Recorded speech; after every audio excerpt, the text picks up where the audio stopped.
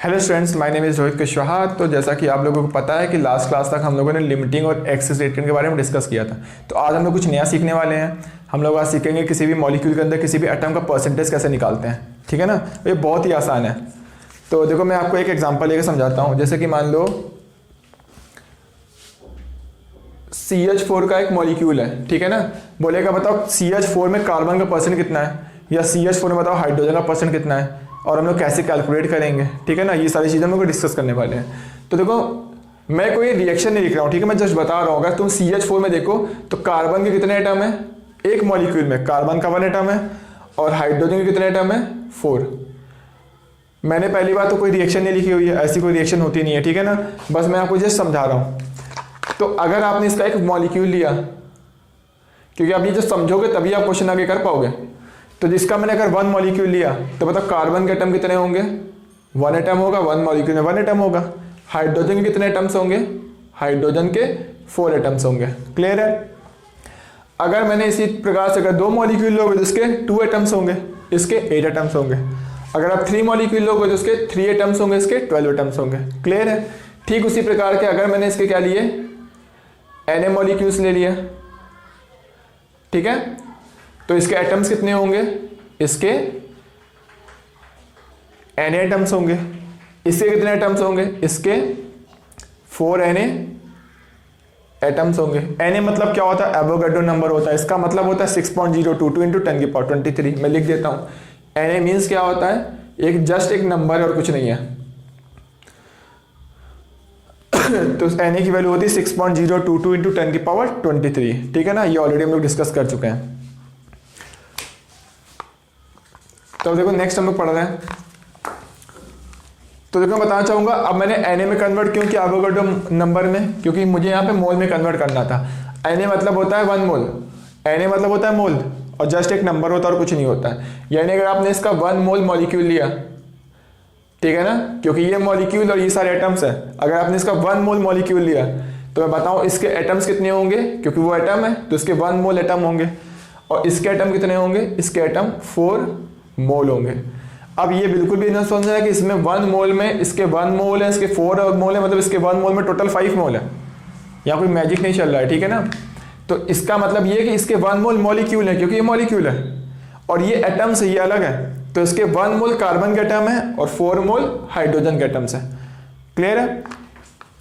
तो देखो, ध्यान से देखते हो। अगर मैंने पूछा यहाँ पे, अगर मैंने 2 मोल लिया, ठीक है, तो यहाँ पे क्या होगा, इसके 2 मोल्स एटम होंगे और इसके 8 मोल्स एटम होंगे।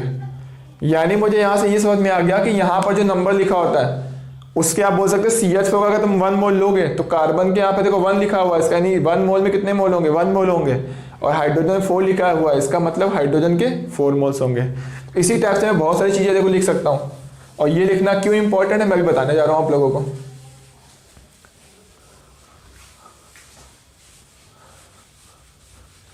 यानी मैं अब इसको डायरेक्ट बोल सकता हूं कि मान लो अगर ऐसा लिखा हुआ है कि इसका अगर आप 1 मोल लोगे तो इसके मोल कितने होंगे, इसके 1 मोल होंगे, इसके कितने मोल होंगे, 4 मोल्स होंगे। आई बात समझ में आप लोगों को। या फिर मैं थोड़ा और क्वेश्चन चेंज कर देता हूं। जैसे मान लो यहां पे लिखा हुआ है C2H6 लिखा हुआ है, इथेन लिखा हुआ है, ठीक है ना, उसमें कार्बन, इसको ऐसे लिख सकते हो आप, ठीक है। यानी मैं ये बोल सकता हूं कि अगर आपने C2H6 का 1 मोल लिया, पहली बार मैं फिर से बोल रहा हूँ, ये मैंने कोई रिएक्शन नहीं लिखी हुई है, ठीक है, मैं जस्ट समझाने के लिए आपको मैं बता रहा हूँ। अगर आपने C2H6 का 1 मोल लिया तो मैंने पूछा कार्बन के कितने मोल होंगे, यहाँ पर कोफिशिएंट कितना दिख रहा है, यहाँ पर 2 दिख रहा है, इसका मतलब इसके 1 मोल में कार्बन के 2 मोल्स हैं। हाइड्रोजन के कितने मोल है, यहाँ पे कोफिशिएंट कितना दिख रहा है, 6 दिख रहा है, तो इसके 1 मोल में इसके कितने मोल्स हैं, इसके 6 मोल्स हैं। आई बात समझ में। चलो ठीक है। अब देखो इससे परसेंट कैसे निकालेंगे, चलो वो भी देखते, बहुत ही आसान है। इसका 1 मोल लिया मैंने, 1 मोल का मास कितना होगा, इसके 1 मोल का मास होगा 30 ग्राम, ठीक है। इसके 2 मोल का मास कितना होगा, 1 मोल का 12 ग्राम, तो 2 मोल का 24 ग्राम होगा। हाइड्रोजन का सिर्फ H है, सिर्फ H है, उसके 1 मोल का मास 1 ग्राम, तो 6 मोल का मास 6 ग्राम। देखो यहाँ पे कंजर्वेशन ऑफ मास लग रहा है कि नहीं लग रहा है। यदि 30 ग्राम तुम मीथेन लोगे तो 24 ग्राम क्या होगा, कार्बन होगा, और 6 ग्राम क्या होगा, हाइड्रोजन होगा। आधी बात समझ में। अगर आप इसको 30 ग्राम लोगे तो 24 और 6, 24 को ऐड करो 30 ही आएगा। ये टोटल 30 ग्राम है, उसमें कार्बन कितने ग्राम है 24 ग्राम, और हाइड्रोजन कितने ग्राम है 6 ग्राम है। क्लियर है? तो इतने ग्राम में इतने ग्राम है, तो क्या मैं कार्बन का परसेंट निकाल सकता हूँ? हाँ जरूर निकाल सकता हूँ। तो यहाँ से परसेंट ऑफ कार्बन क्या होगा, किसी का भी परसेंट कैसे निकालते हैं, मास परसेंट पढ़ा है हम लोगों ने, परसेंट वेट बाय वेट पढ़ा था हम लोगों ने, मास परसेंट। अगर आपको नहीं याद आ रहा तो आप क्या करिए, फिर से मैं मोल कॉन्सेप्ट की प्लेलिस्ट में जाइए और इस वीडियो को वॉच कीजिए, ठीक है। परसेंट बाय मास को, किसी का परसेंट कैसे निकालते हैं, उस परसेंट का मास यानी उस परसेंट मास ऑफ कंपोनेंट, ठीक है, divide by total mass into 100। यानी किसी भी कंपोनेंट का अगर आपको परसेंट निकालना हो, उस कंपोनेंट का mass by total mass into 100। वैसे ही मुझे यहाँ पे कार्बन का मास निकालना है, तो क्या होगा, कार्बन का परसेंट निकालना है, सॉरी, ठीक है। तो कार्बन का मास होगा by total mass into 100। Clear है? मुझे यहाँ पे हाइड्रोजन का परसेंट निकालना है, तो कैसे निकालेंगे, हाइड्रोजन का परसेंट कैसे आएगा, हाइड्रोजन का mass by total mass into 100। Clear है? तो इसको आप सॉल्व कर लो, यहाँ से इसका परसेंट आ जाएगा। 6 से काटो 4, 5 से काटोगे 20, ठीक है ना, यानी कितना आ गया, ये 80% आ गया हाइड्रोजन। क्लियर है? अब यहाँ से इसका ये सॉरी 80% क्या आ गया, कार्बन का परसेंट आ गया। हाइड्रोजन निकालो, 5 से 20, यानी परसेंट ऑफ हाइड्रोजन कितना आ गया, 20%। यानी C2H6 में 80% क्या है, कार्बन है, और हाइड्रोजन कितना है, 20% है। तो टोटल ऐड कर दो तो 100% हो गया। क्लियर है? तो ऐसे आप कोई भी टाइप के क्वेश्चन सॉल्व करते हो, हर टाइप के क्वेश्चन, ठीक है ना। कोई भी मॉलिक्यूल दिया, आप किसी भी मॉलिक्यूल में परसेंट आराम से निकाल सकते हो। मैं एक दो एग्जांपल लेके और समझा देता हूँ आप लोगों को, बहुत ही आसान है।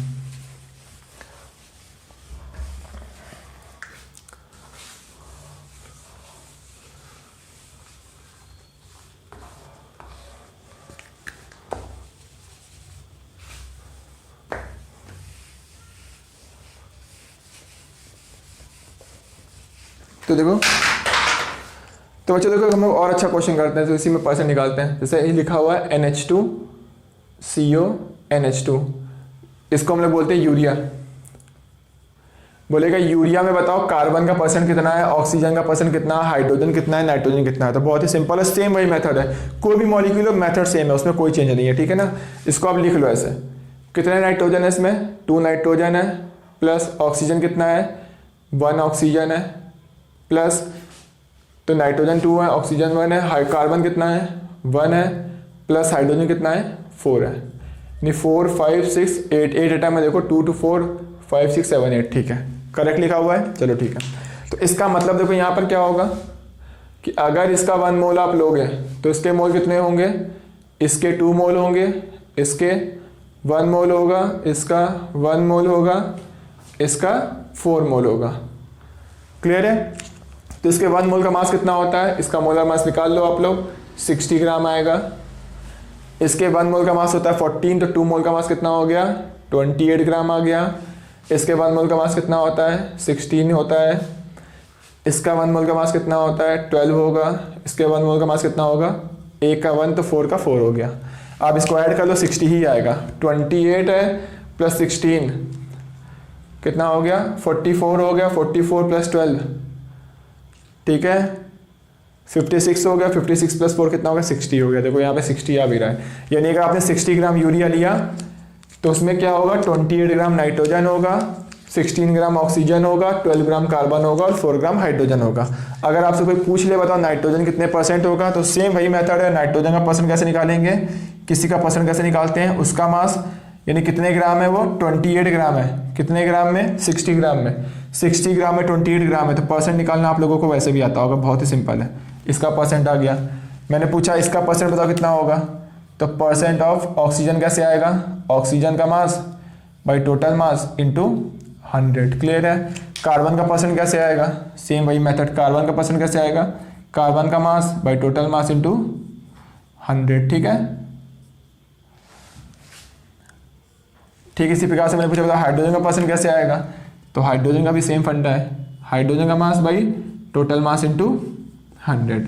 अब आप इसको कैलकुलेशन कर सकते हैं, कैलकुलेट कर सकते हैं, आ जाएगा। इससे आप किसी भी मॉलिक्यूल का दुनिया में आप परसेंट कैलकुलेट कर सकते हैं। और इसी पे देखो क्वेश्चंस कैसे सॉल्व करने हैं, डिफरेंट टाइप के कैसे क्वेश्चंस आते हैं, कैसे पूछे जाते हैं, ठीक है ना, वो मैं भी इसके बाद जस्ट बाद डिस्कस करने वाला हूँ। बहुत अच्छे क्वेश्चन डिस्कस करूँगा, तो प्लीज़ वो वीडियो जरूर देखिएगा आप लोग, ठीक है, आप लोगों को बहुत काम आएगा। अगर आपको लगता है किसी एक स्पेसिफिक टाइप के क्वेश्चंस में आपको अगर डाउट है मोल कॉन्सेप्ट में, तो आप कमेंट करके मुझसे पूछ सकते हैं, ठीक है। तो आप नोट कर लीजिए इसको।